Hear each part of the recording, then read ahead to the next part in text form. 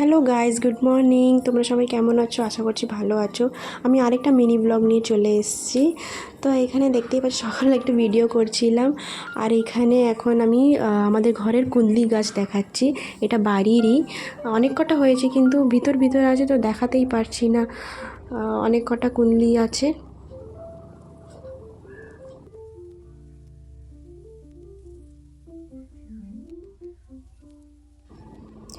এই যে এত কটা কুন্দলি হয়েছে।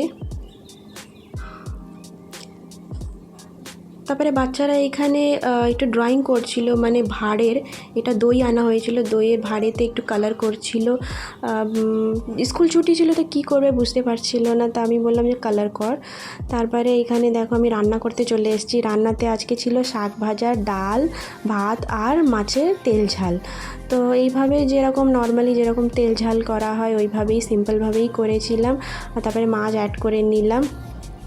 তারপরে মাছটা কমপ্লিট রান্না হয়ে গেছে। এখানে আমি শাক ভাজা করব, কলমি শাক।